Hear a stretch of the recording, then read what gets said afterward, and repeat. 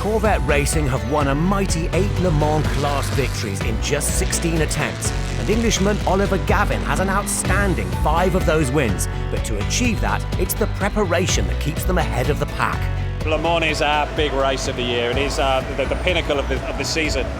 It's the one where everybody's watching. It's the one where the pressure's the most. And you know that the whole team preparation has been focused on that one point. Winning your class at Le Mans is the ultimate sports car credential, but getting those wins take a Herculean effort. And for Corvette, it's a year-round campaign. We start planning for Le Mans the minute we get back from the previous year's Le Mans. We're already back at the shop now loading up crates. Immediately following Laguna, the cars will get prepped. They'll get put on an airplane along with 22 tons of additional equipment, and that'll get flown over. And then the guys will come over. And then we're gonna have to unload all that stuff and get our whole little city built in Le Mans. Logistics for the Le Mans trip is one thing, but it's also crucial to learn from the opening rounds of the IMSA sports car season. You're trying to take the building block of Daytona and understand what we've learned from the car there, whether it's aerodynamically or mechanically or with the tyres that we've run, and then pass that on into Sebring. So all of these are vital parts of that building process. Usually we also have an endurance test or a test that's specific for Le Mans, because none of these places, Daytona comes closest to how you would run at Le Mans, but still not quite.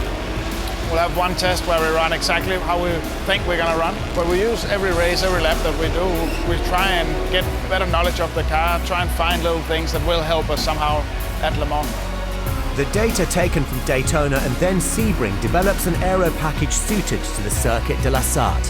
Everything we do all year long is building for Le Mans. There's always objectives and lessons learned that just build up to what we do at Le Mans. Daytona is interesting because it's quite a different track than anything we race on in the States, and it's the only place we operate in the States where you're running a low downforce package. And we don't have the Le Mans aero kits at Daytona. That's a FIA, IMSA difference in regulations, but we're running the car very trimmed out. All the setup work and tuning around that is pretty significant.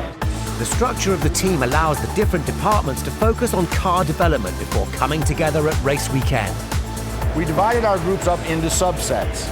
We have an engine engineering group, we have a chassis engineering group, and then obviously we have the crew guys. Before any event, these guys each get their program assembled and together. And then we hold a joint discussion looking at what we're going to be doing. The engineers need the engine data so that they can make the proper gear selections. Then the chassis engineers relay that information down to the technician side, so they're able to build and install the transmissions with that gear set in. Then after each session, every aspect is looked at and reevaluated. The engine guys will look at engine performance, they'll make suggestions to the chassis guys get that information back. That's our formula that we use really at every event, in order to ensure the fact that what we put on the racetrack is going to give the drivers a car that's consistent throughout the entire event.